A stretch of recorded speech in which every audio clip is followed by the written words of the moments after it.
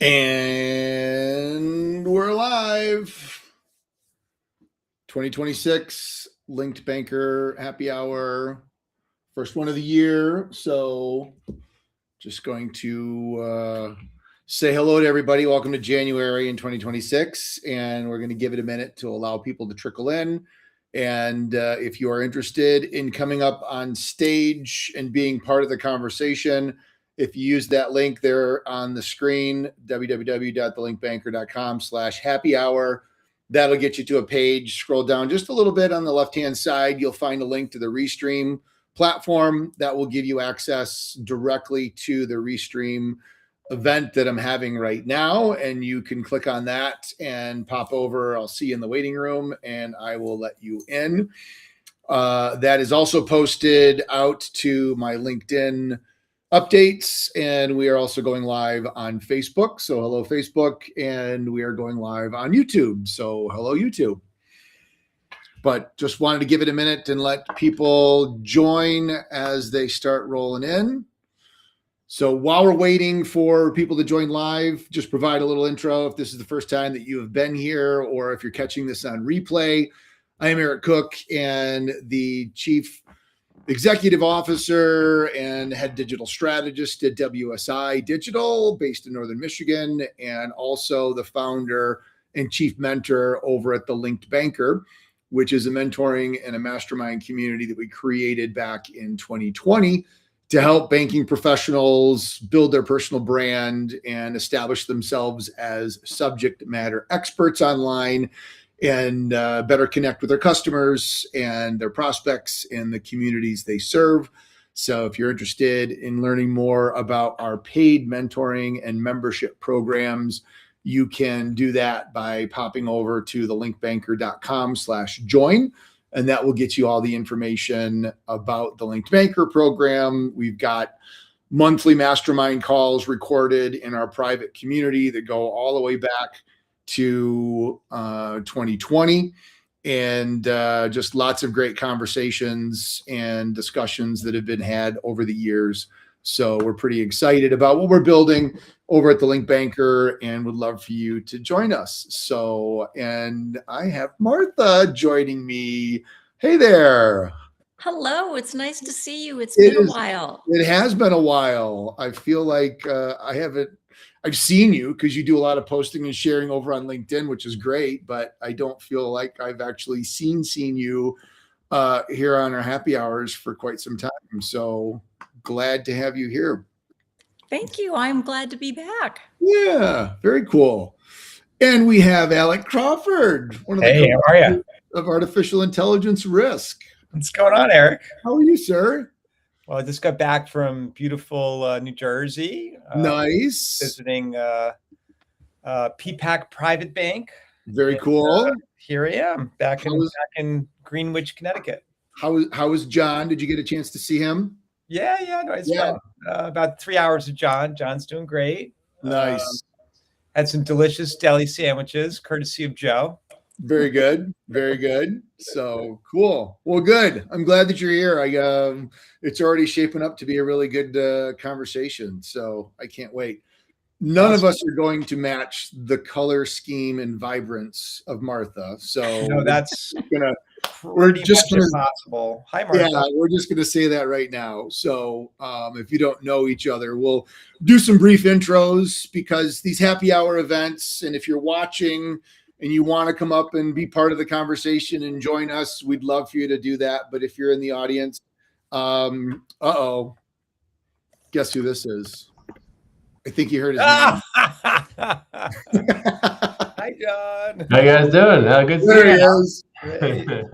Were your ears burning? I was like, hey, you better not say anything bad about me.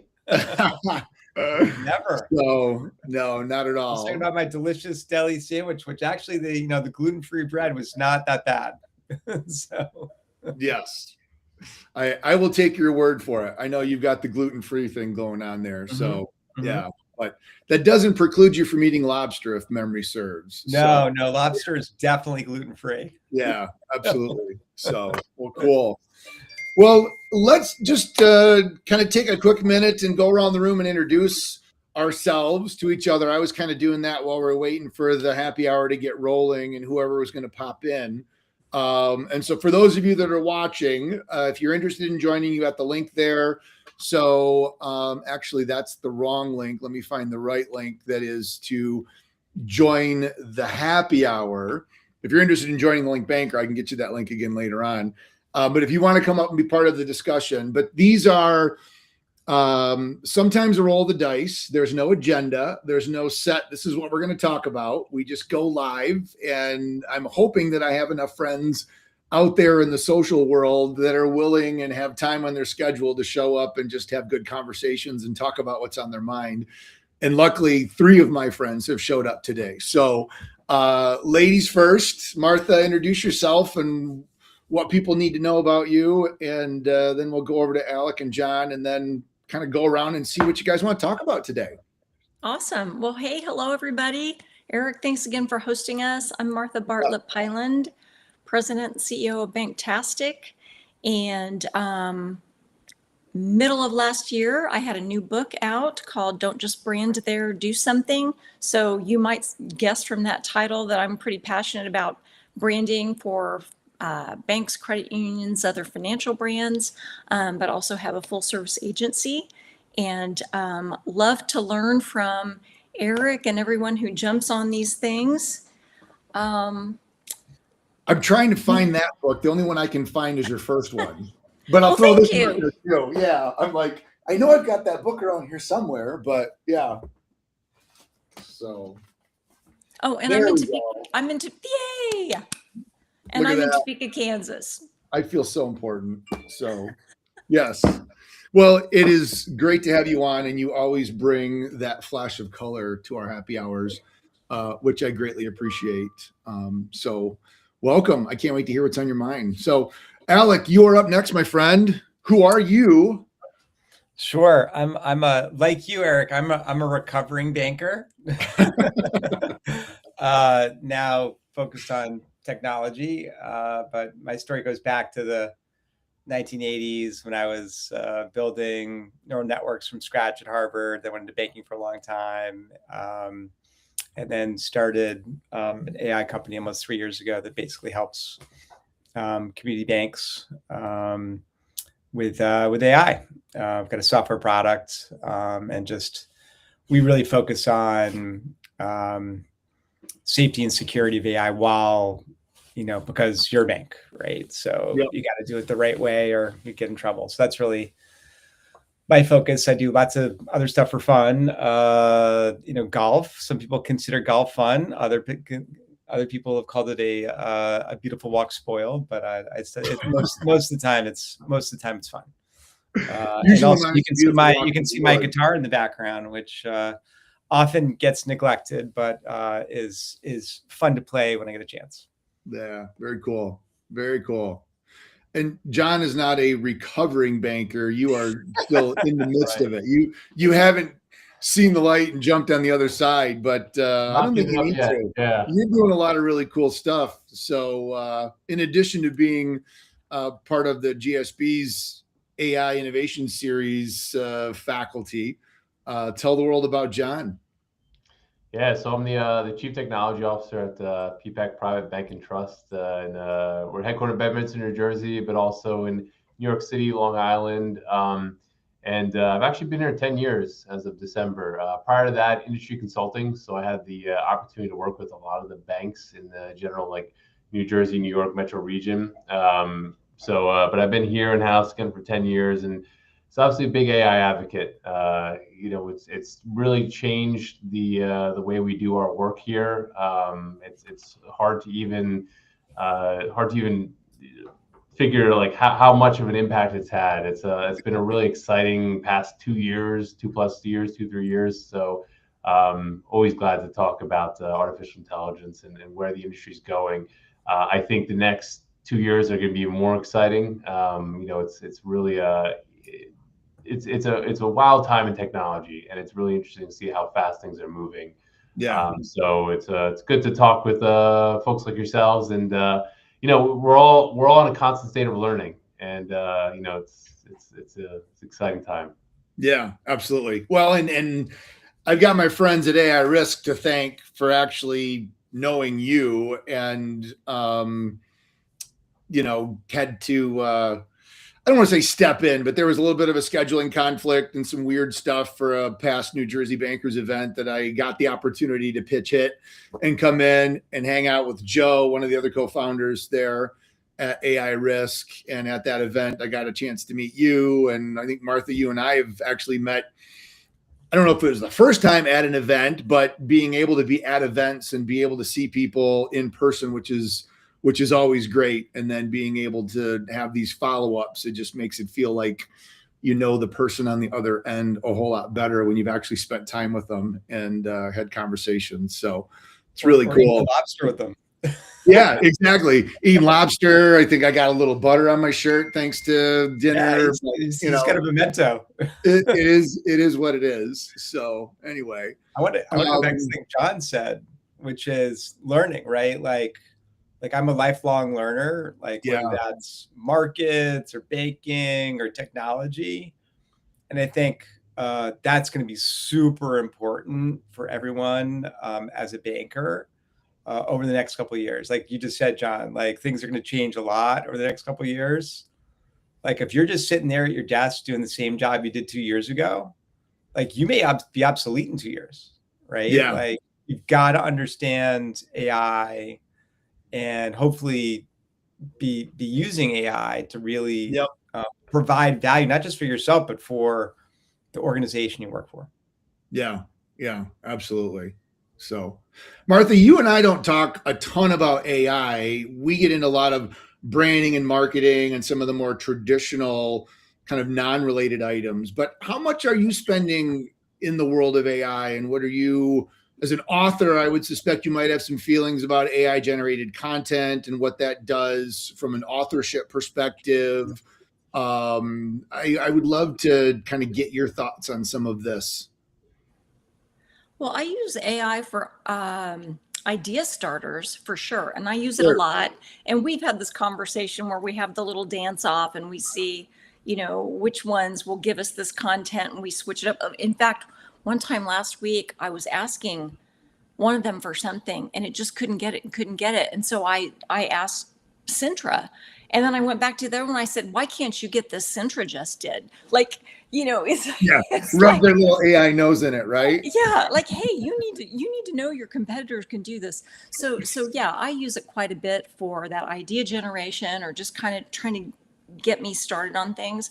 I think AI will certainly get better, but right now it feels to me like a lot of the AI generated copy still doesn't feel real. It still feels AI in some way. That at least that's what I think. But maybe I'm reading stuff that's AI generated and that's really much better and it doesn't have that feel. But I'd be interested to see what you all think about that. Yeah, I think it certainly has the possibility, and I think that's where the term armchair quarterback comes to mind, where it's so accessible and so easy to get to it. We've even got clients that are going out and writing their own blog copy now. And when they send it to us, we just kind of roll our eyes. Or when they send us a support ticket, it's obvious that they had AI write it because it's not the way that they would really talk or ask for something. So it always makes you question it. On the flip side, knowing that maybe it's overcompensation on my part, but I've tried really, really hard in some of the custom GPTs that I've built to really try to infuse my personality and the things that I really would say and the things that I really wouldn't say. And I actually have a business coach. She's a communications specialist. She's done hostage negotiation for the FBI and stuff. So she really knows what she's talking about. And about a month ago, I took some output, raw, unedited, as a blog, and I sent it to her and said, what do you think? And I didn't tell her if I tweaked it or not. She's like, wow, this is amazing. And I'm like, I didn't touch a stitch of that content. And she's like, I would not have been able to have known. So it takes work, and it's not a one and done. Oh, I can just ChatGPT write something for me. But I don't know how many people really understand that you have to work at it. It's not just an add water and boom, you're an author and you sound like Hemingway.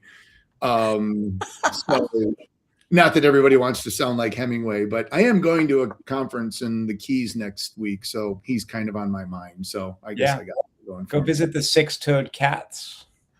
Yeah, the Cat Man down on I don't even know if he's still around or not, but the Cat Man does his little show down on the pier and he's got his little acrobatic cats. It'll be kind of interesting. So, but the two of you from a content generation perspective, I know, John, you're doing a ton of AI at the bank and using ChatGPT.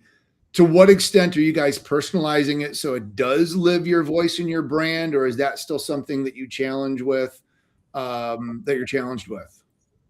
Well, we generally advise like write the email and then have ChatGPT help you modify it, or at least provide a significant number of bullet points for an AI tool to write an email.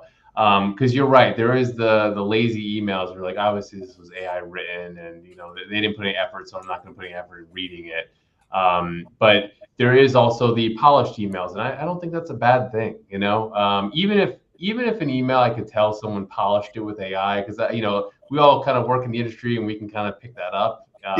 Yeah. I don't take offense to that if it addresses what we're having a conversation about and if it answers my questions, etc. It actually, as Martha was talking, it reminds me of when Photoshop was big. Well, Photoshop's still big, right? But I feel like the phrase, "Oh, that looks Photoshop," was the predecessor to like that looks like AI, right?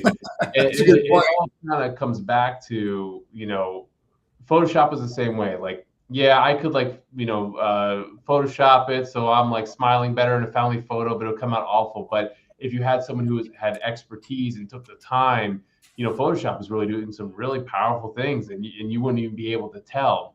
But it's all about like work effort in and quality results out. And I think it's the same thing with AI. It's not going to make your average person a marketing genius. But if they put thought into something, is it another tool that people didn't have before? We can create art, we can create music with AI. It's not going to be good if you don't put effort into it. But I actually kind of like that the barrier to entry in creative tooling is getting lower and lower, right? Photoshop required a lot of work. AI still requires work. It's less though, but we're enabling people to create these awesome things with it. But again, you still need to put in that effort. It's not effortless. But again, at the same time, I like that people have tools available to them where they can create things that they would have never been able to create in the past before. And that's why it is exciting. But yes, it's not going to turn your average person into a sophisticated marketer. Yeah, absolutely. Yeah.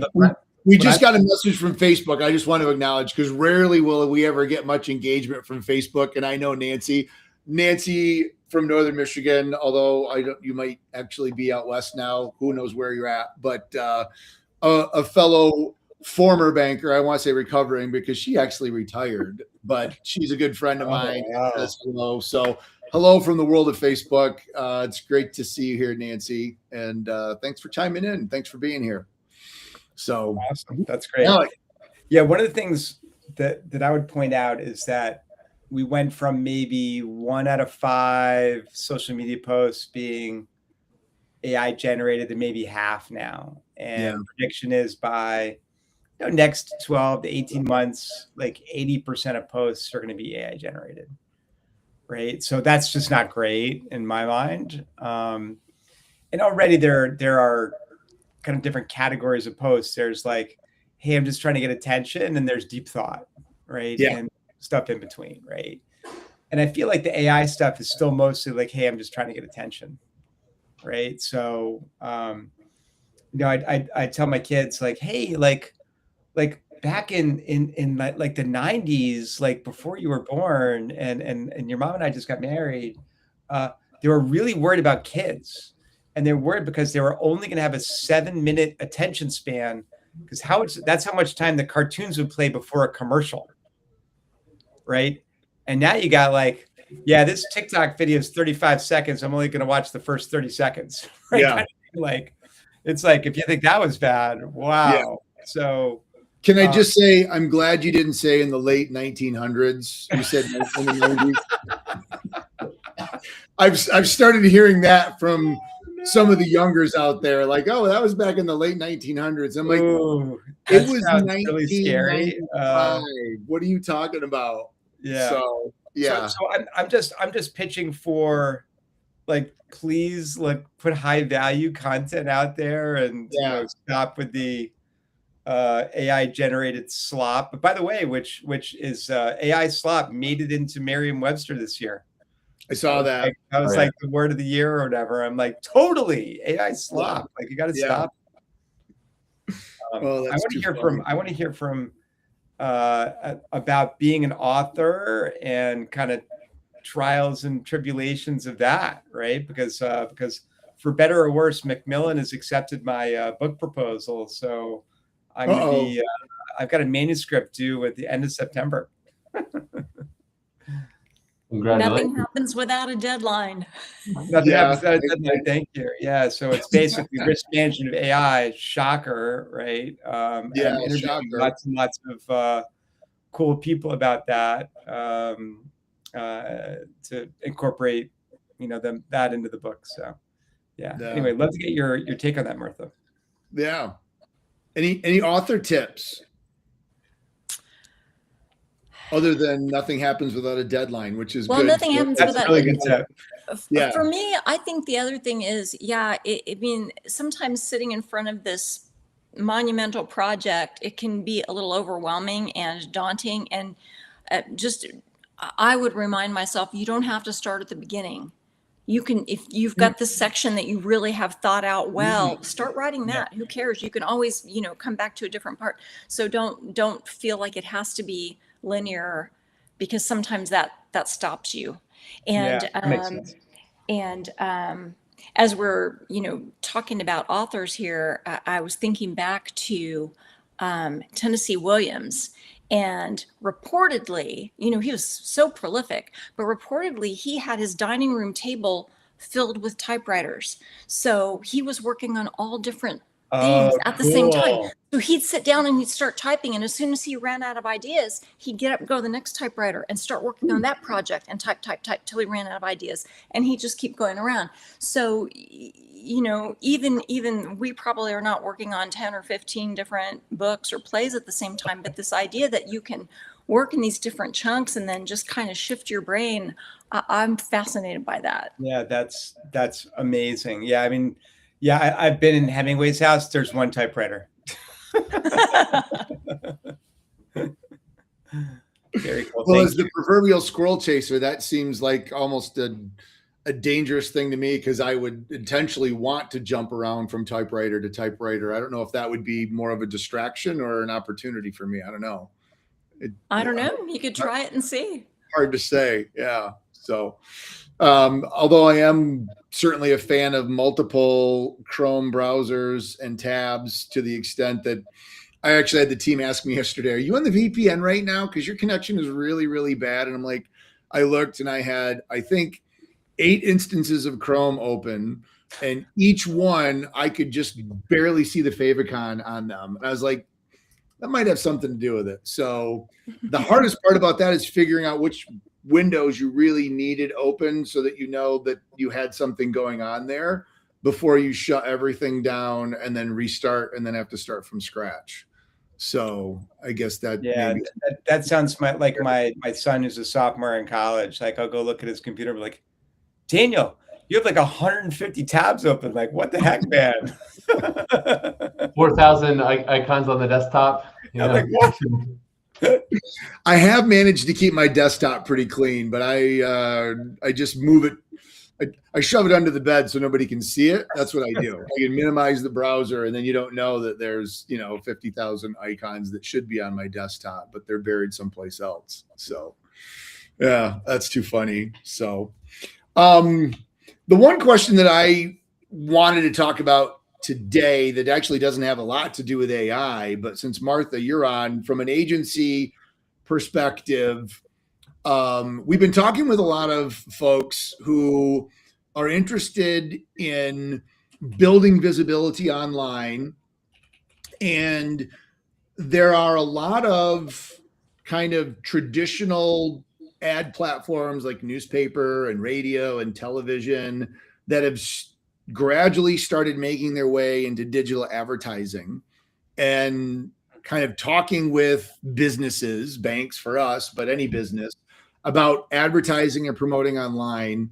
But I've noticed that there's never the conversation with the business or the bank about the conversion goal, or let's set up a dedicated landing page, or tagging the information on the site so we can track activity, or what kind of a reporting platform. And in 2026, as anyone is moving forward and wanting to participate in building visibility and maybe spending money on ads, and I know there's SEO and AI SEO and all that other stuff, but I still think a well thought out paid advertising campaign to get where people are hanging out and get visibility is important.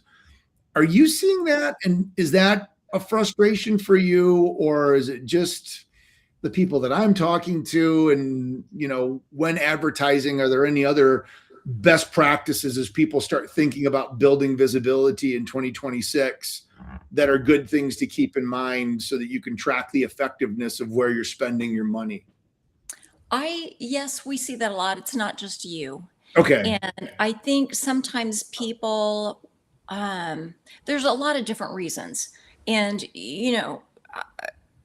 security and highly regulated and all of this. But so sometimes people will say, well, yeah, we want to do this ad campaign. We want to reach these people.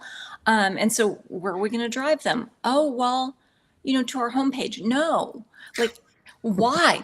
Oh, well, we want to drive them to our account opening page. Well, can you do account opening really quickly, like in 2 minutes? No, we have a PDF that they have to fill out. Well, then no, we shouldn't be doing this because you're not going to convert anybody. They're going to land here and they're going to go. So sometimes that's because of internal issues or silos or IT or somebody won't work with marketing. Sometimes it's just this is a new frontier for some. And so, I think that's our role, is to help be leaders and think about what are we trying to accomplish and why. So the ultimate goal, yes, is that account, that deposit account or that loan account, but what are these things we're going to measure in between to see if we're getting there, and how many people are landing there and abandoning? Well, what are we doing with that? Or how many people are just not going? Okay, then what do we learn from that? And that's not the glamorous or sexy part in some ways, but actually I think it is, because when you have those numbers, it's awesome. But sometimes it's just hard for people to think through all those steps, or it's hard for them to think through, oh, then I have to have a custom landing page. Then I've got to have a conversion form because I've got to do something. We want somebody to do something. Well, I don't know. I don't have the tools to do that, or I don't have somebody to do that for me, or I hadn't thought of that. And so there's just a lot in there. So I think that's one of our roles, is to be leaders and kind of help people think through that bigger picture. Wouldn't it just be cool to be on this streaming TV platform, or wouldn't it just be cool to have this new video? Yeah. Yep. I agree. And I think more and more banks are starting to look at their acquisition capabilities so that it's not just download a PDF document. They're starting to realize that this isn't a fad, that, you can go to a Chime or a Dave or any of these online and open an account in 2 minutes. And it's actually really pretty easy. So, little slow in the draw here, but our friend Jim Perry shot you a little love note and said, back when you were talking about your writing, how great it is to see you being animated. But you're just as animated talking about digital advertising and campaigns and whatnot. So, and hello, Jim, my fellow Michigander. So good to see you, my friend. So, it John, got me thinking actually on advertising, right? And this whole concept of GEO, or the generative AI optimization, being the new SEO. Yes. And for those unfamiliar, essentially it's the thought that if you're chatting with AI and you say, what's a good private bank in the northern New Jersey, New York region, some of the less intelligent AIs might not mention us, and Yeah. maybe like DeepSeek or something, so Only the smart AIs will mention you because they know what's going right. on. One, you have a good product when it mentions us, right? So, Yep, exactly. But it is, I mean, it's a totally new field, and it makes a lot of sense that this is going to become important because all the advertising we do on Google, and we can kind of it's pay to play, right? You can pay to get that ad. So if someone's Yep. searching private banking in northern New Jersey, we can pay to be up there. Yeah. That model doesn't really exist. There's talks of open AI advertising, right? But who knows how that will pan out. But the concept of how do you get your name out there so much that Gen AI is recognizing that you're a prominent player in this space, and is it even possible? Do you really just have to be the prominent player in your space to get there? So it's kind of a new area of studying, and it's really exciting.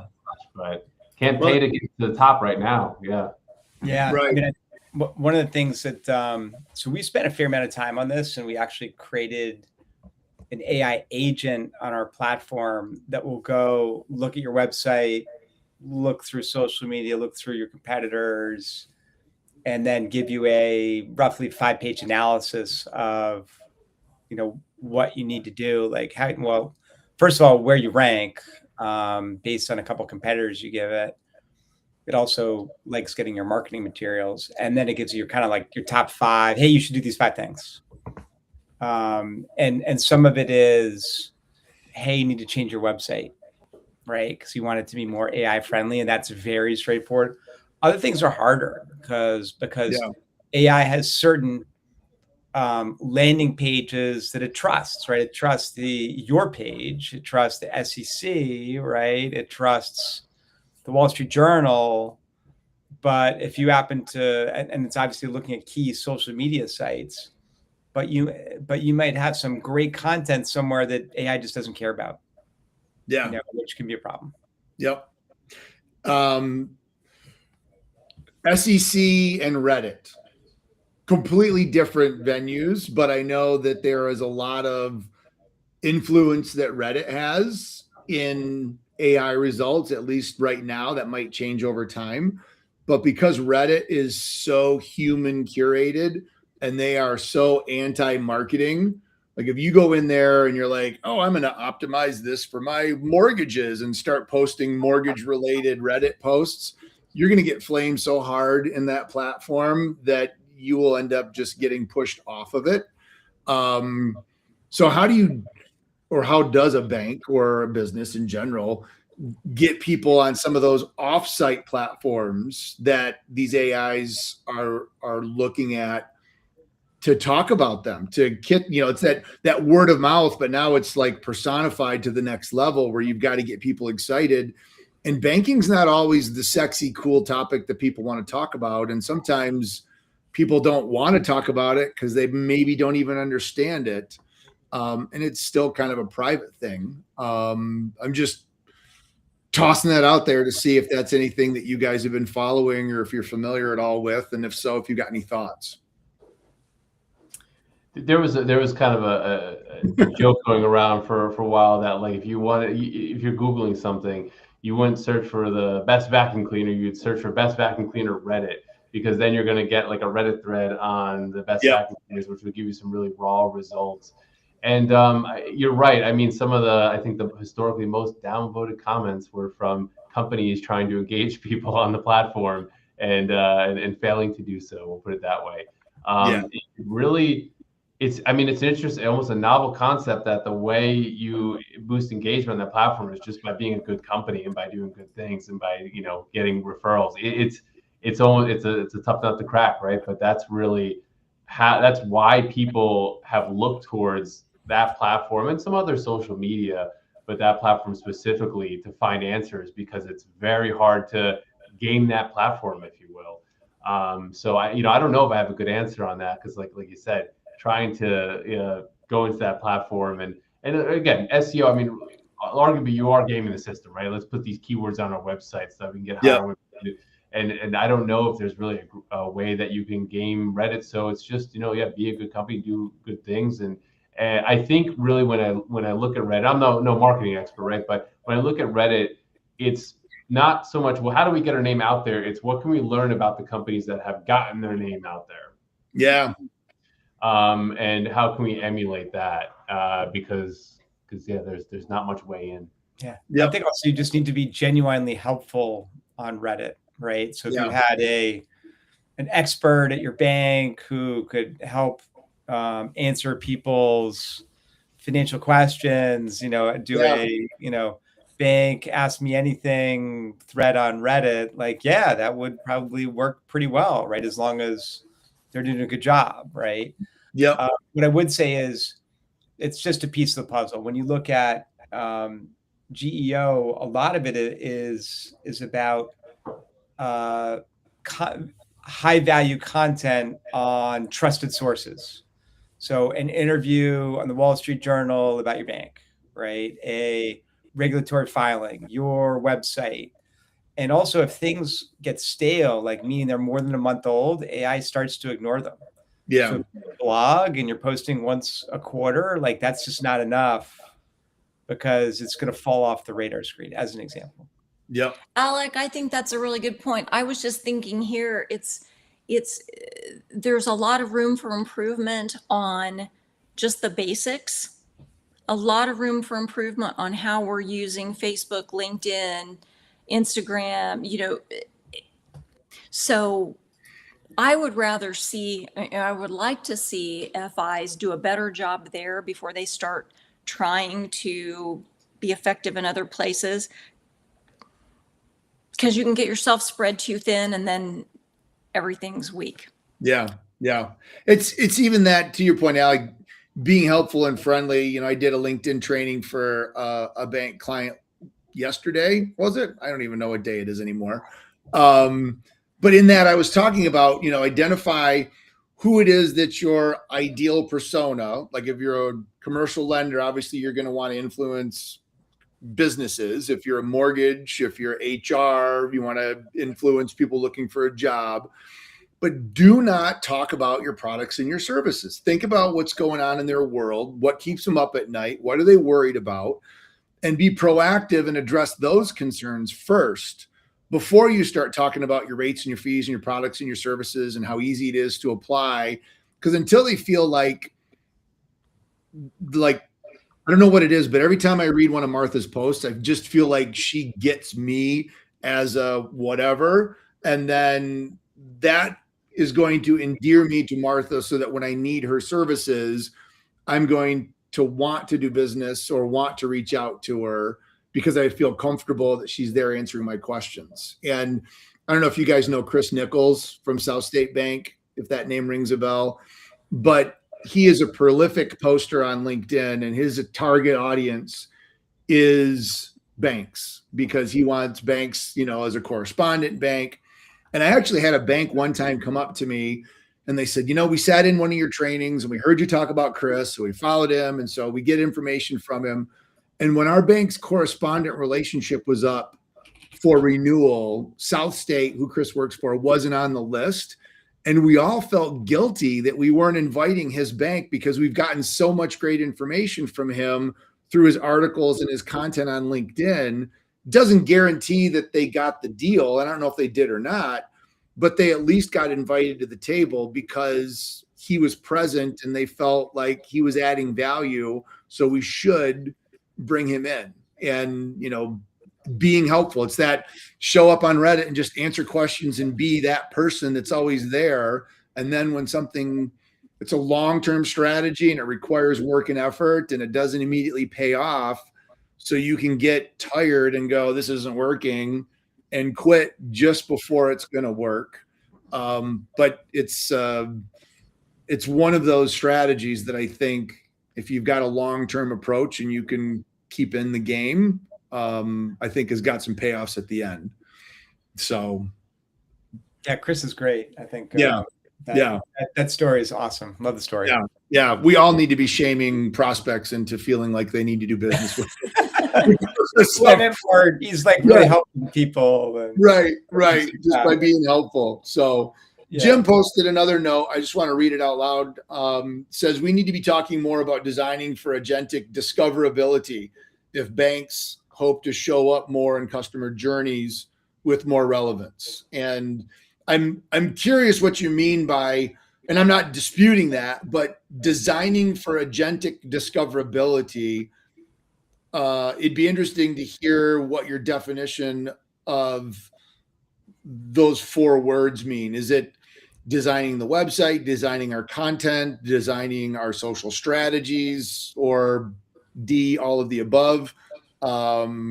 So maybe if you're still on and you want to chime in with some thoughts on that, I'd love to get a follow-up there, Jim. So, but yeah. While we're waiting for Jim to follow up, I'll talk about the website for a second, right? Sure, So sure. there's a couple key parts there. One is you have to have all the right tagging, right? You know, if you're not tagging things correctly on your website, agentic AI is not going to pick it up correctly. And then you have to have all the right pages set up, basically, right, on your website. Like the things are going to link back to who you really are, who your management team is, all those kinds of things. And also, you need to make sure that everything's consistent across your site and social media. In other words, if you're calling yourself ABC Bank on the website, but it's ABC Federal Bank, you know, on LinkedIn, like that's a problem for AI because it's very little in terms of making sure the names are the same. So there's a whole checklist of stuff you can do. That reminds me of the NAP, the name, address, and phone number years ago, and everybody was worried about their local directory listings across, you know, Google Business, but Kudzu and City Search and YP and Yellow Pages, and, you know, having the name inconsistency, phone number inconsistency, URLs, addresses, all that stuff. So that's a good point. That, you know, even more reason to do that. And I think that might go back to some of, like Martha said, like the fundamentals, just like doing the basic stuff really well is still very important. So yeah, those are great comments. So I'm checking especially with FIs who have very similar names, like Peoples and United and Community and those. I mean, that also causes more potential. How many PBACs are there, John? There's only one. You know, so, for now, no copycat yet. I gotta say, I wish I could show you the picture of me in the 1921 teller window at PPAC today, which was so awesome. I sent the photo to my wife pretty much immediately. We have a little heritage hall. It's like the best. It's the best. The original ledger, which I was telling Alex, it's like a comically large ledger. It's like what you see in the movies, but you don't really, you know, this, back in the 20s, we had these massive books, of course. My favorite though is we have the board minutes. Back in it was 1921, the year the bank was founded. And it was the board approving the purchasing of a revolver for one of the branches. So we don't use revolvers anymore, but back in the 20s, we had a different type of security system than we do today. So it's really interesting to look back at banking history. You know, back when interest rates were 12% too. We have some ads on getting your 12% interest rate, and it's neat to look at. Yeah, when my father came to the bank in Marshall, he was appointed the managing officer when he was 25 years old, like really early, but his predecessor didn't want to let go. So he kept hanging around and kept a desk there. And he had a 45 in a holster in his little desk where he scooted his chair up, and that was there. And it was, it was there. Like you said, they didn't have alarm pulls or anything. It was, something goes wrong, Andy's coming out of his office with a 6-shooter. So time for sure. Yeah, I don't think that ever happened, and I don't think it ever made its way into public view.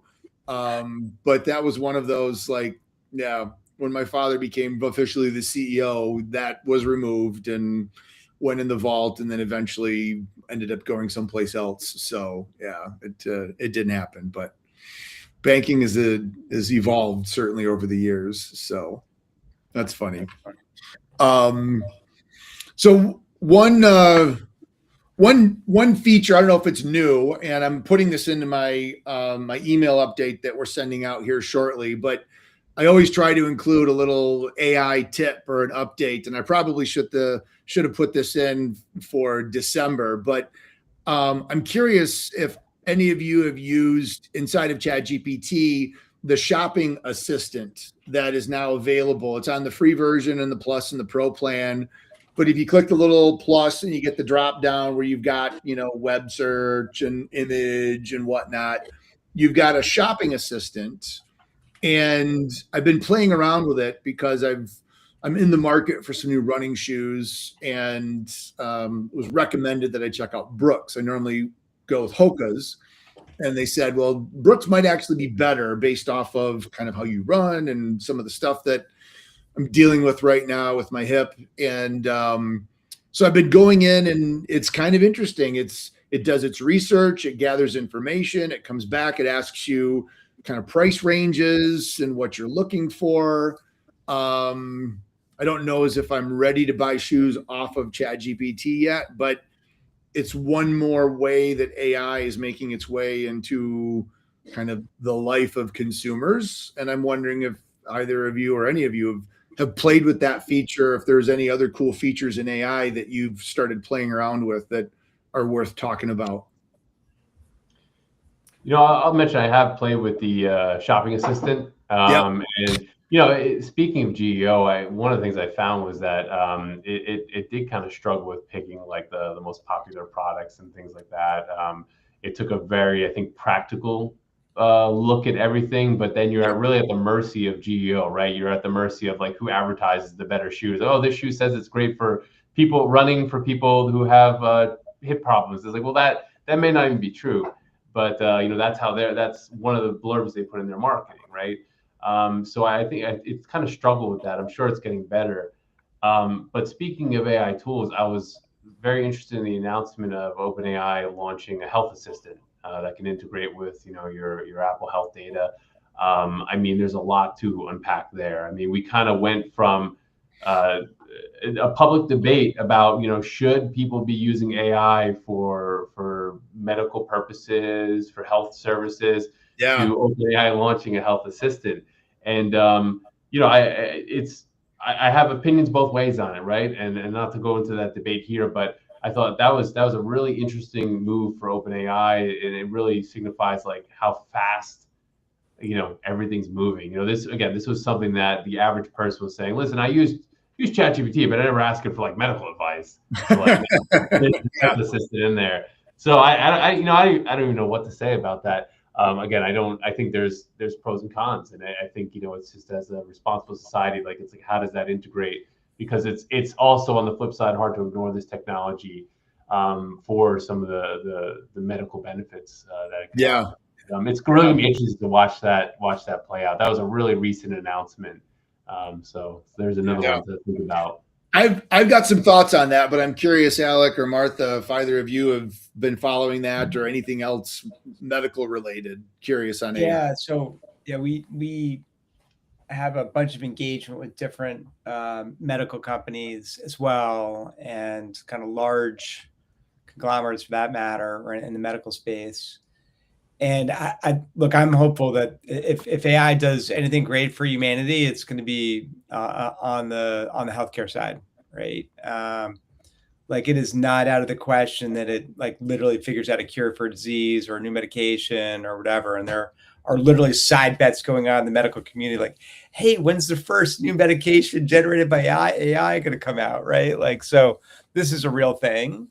It's going to be amazing. I'm super, super pumped about that.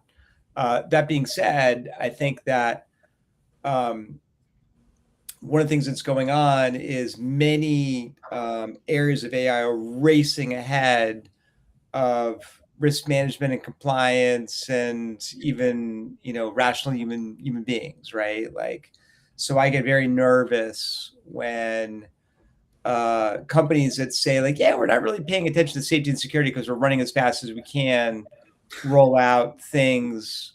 Warning.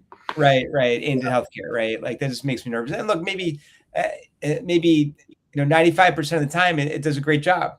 Well, what about the other 5%? right? Even if it's right 99.5% of the time, that's probably not good enough, right? Like that's something I would worry about as a risk manager, and also on the ethical side, right? I sit on the executive board of the global AI ethics committee, and like doesn't sound great to me, right? Not much we can do to stop OpenAI doing what they want to do, but like if there were some kind of ethical review of that, it would fail, right? Without some kind of third party being able to come in and validate what they're doing and say, yeah, this looks fine, or you've dialed back certain things, or you've basically at least given disclaimers like go talk to your doctor or whatever. So Yeah.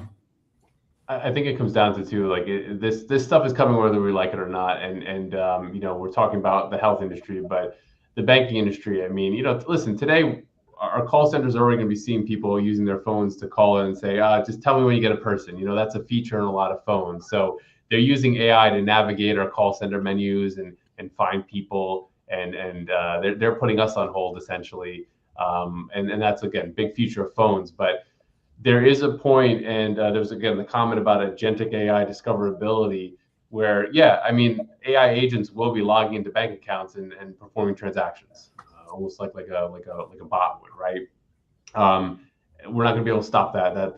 That's in our future. In fact, we might have to support that, and we might have to figure out how do we lose a competitive advantage where a lot of early banks say, hey, we got to find a way to ban that. What's the liability? And I would think that, like that's not a good thing. I'm not thinking that's a great thing to have these bots going in and managing bank accounts. But I think we have to look at like the pace of that this is moving. Our clients, if we don't bring AI to our clients, they'll bring AI to us, right? Yeah. Totally true. No matter what business you're in, you need to be thinking that way.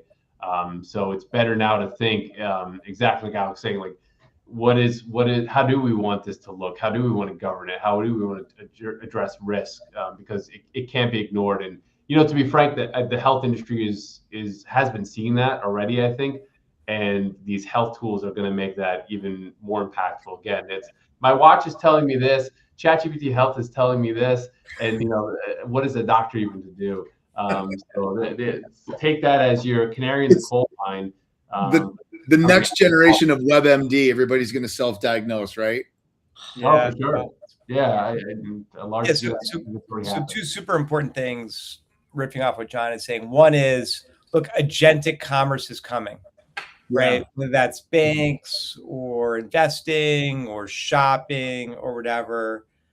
And, as institutions, as banking institutions, like we've got to get ready for that, right? Because it's going to come faster than you think. And it's probably going to involve stablecoin, right? Because it's easier for an AI agent to buy something with a limited amount of stablecoin, like $100 of stablecoin, then you give it a credit card, and credit cards gone wild. Like I've had AI agents send 100 emails instead of 2, right? What happens if an AI agent finds me 100 pairs of sneakers? I'm on the hook for that. Me or the agent or the credit card company or the company that provides me the agent? I don't really know. Yeah. Right. So that's important. I think what's interesting about the payment space and agentic AI is we already have rules for that. It's Reg E, right? It's consumer protection. Yep. Right. So the good news is like we have a framework for that, but now we're going to have to hold companies, agents, whoever's involved there, kind of accountable to make sure that that they're following Reg E, right? But I do think this is going to happen a lot faster than people think, and it's going to go. It'll be the same as ChatGPT, right? Like 2.5 years ago, be like, oh, this is kind of cool. Like, look, I could write a poem. And 2.5 years later, there are banks using it to do real work, right? Yeah. And right now, we're like, oh, these AI agent things are kind of cute, right? Like, and we're going to have we're literally going to have AI agents doing stock trades 2 years from now. Not joking, right? So, yeah. They talked about that at the Macon conference in October that I was at in Cleveland. The speaker got up and he's had some slides and he's like, you know what this is, right? And it was B2B. And everybody's like, yeah, business to business. And he's like, you know what this is, right? And it was B2C. Yeah, business to consumer. He's like, what about this? A to A. Right. Or B to A. Or A to B. Or A to C. Or A to A to A to B to A to A to A to C. Like, these agents are going to come in. Agents are going to be able to hire other agents to do stuff that is more specialty. So you hire a financial agent or you buy a financial agent, but then that goes out and finds a specific mortgage or a specific certificate of deposit agent that's really good at those things. And how much autonomy do you want to get it? I think when you say, if I buy 100 pairs of sneakers, we're all familiar with the news article that broke last year about the Chevy dealership that had an AI agent on its website that told a customer that they would sell the truck for $1. And the court said, yeah, you got to do it. It's your agent. And, so it's like, I'm sure the Chevy dealership went back to the agent provider and probably squeezed them for a little bit of money. But, yeah, those are things most people don't think about because it's just cool and new. But what's the back end under the water look like? Yeah. Well, our industry is more prepared for this than we think. Yeah. So the analogy I'll kind of bring up is, people don't want to log into online banking. That's why you see the rise of Plaid and all the other integration platforms. And we see this especially on the commercial side, where more and more people are using platforms, ERP solutions, and it's not about making the web UI for the treasury management platform better, more comprehensive. It's about integrations, right? And I think right now it's really software on the other end or platforms. In the future, it'll be AI agents. But again, it seems extremely foreign, but yet still we're kind of doing that today. So many banks have, again, all these integrations and all these providers that they work with. So while it seems scary, we're more prepared than we think, and we're kind of living in that space already. In a way, but again, it's coming, and those are the tools that I think the AI agents will start utilizing to look up account balances and then start doing transactions. So yeah, it's going to change us, but there's some semblance of it today. Yeah, that's true. That's true. So. Well, we've also talked about how, look, this is similar, like go back to 2000, I was working at Morgan Stanley, the epicenter of the internet at that time. And there were still people going like, yeah, the internet, this thing's a fad, right? And there were companies that were way ahead and companies that were not, right? That simply weren't even thinking about it. Yeah. That's kind of where we are with AI and banking right now. Like, I don't think there's anybody left who thinks AI is a fad, but there are companies that are way ahead. Yeah. I mean, you look at JP Morgan, they're spending $15 billion a year. Jamie Dimon has literally said, I'm all in on AI in the last 2 annual reports. Like, pretty clear what his position is, right? And then there are other banks who are like, yeah, we'll get started next year, right? That may be too late. Yeah. Right? But my point is, this is like a period of time where you've got banks on opposite ends of the spectrum in terms of adoption and not adoption. Yeah, I would agree. Martha, looks like you want to interject. I was just thinking, once again, sort of getting that basic block and tackle in place would be so great. From a consumer perspective, I had someone open several corporate credit cards in our company name right before Christmas, and I learned of this last week.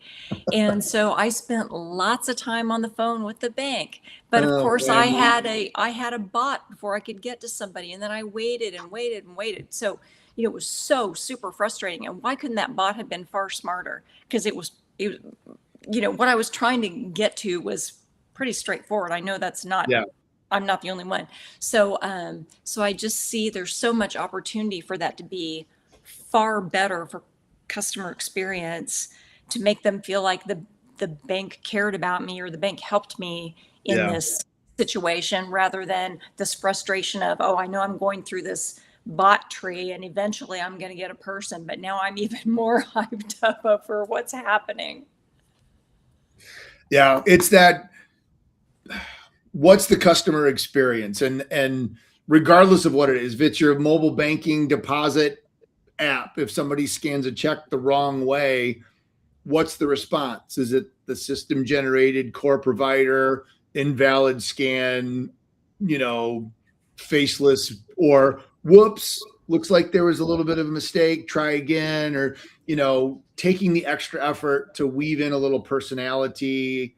Even if you can't do something, make it feel like you actually made an effort to try to make it better to the extent that you can. I mean, some of the platforms that are out there still are so antiquated that you can't make them any better, but at least, it amazes me, back to the advertising thing, how many platforms that are doing online applications for deposits and loans don't allow just the basic tag manager insertion to be able to report back to the client.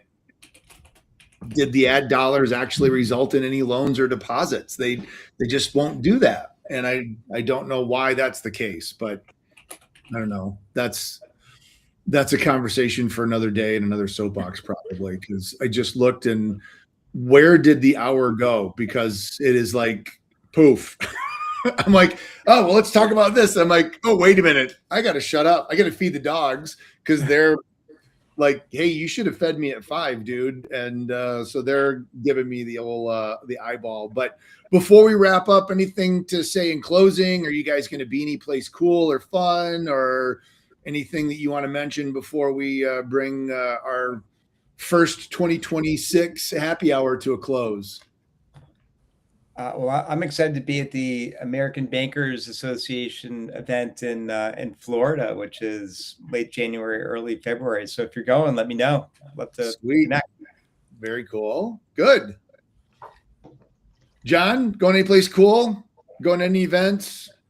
Or just I'm actually going to be talking about about AI and financial services for the Association for Corporate Growth in New Jersey. It's a really good banker led group, good for networking, and so we're talking about how to use AI from especially a sales perspective. Nice. So that's on Tuesday. It's in New Jersey if you all are local, but you never know. You never know. So you never know. Yeah, but otherwise, no. This has been great, Eric. Thanks for cool. Awesome. Yeah, thanks. It's been awesome, and Martha, great to meet you. When are you going to come to the East Coast and come visit us? That'd be awesome. Yeah. Are you going any place fun in the next month or so? Events or I don't activities? have anything. No, I don't have anything fun in the next month. I better get busy and get my dance card filled up. You better get busy. So, well, I'm off to, let me see. So sorry about this. I just got a little note. So, Jose says I'd go to the Brooks. Got it. Gonna do that. So I got you there, Jose. I'm off next week to Key West. I got to do a conference down there for the Community Bank Executive Conference. So poor me, but, and then my wife and I are renting a convertible and driving back up to Estero by Fort Myers. I'm going to spend some time with my parents. I haven't been to Florida to visit them for a couple of years, and they keep asking. So we're going to make time, and then off to Nashville for some graduate school banking, strategic planning. So busy couple weeks coming up, but all banking and fun stuff. So, and hopefully some sunshine.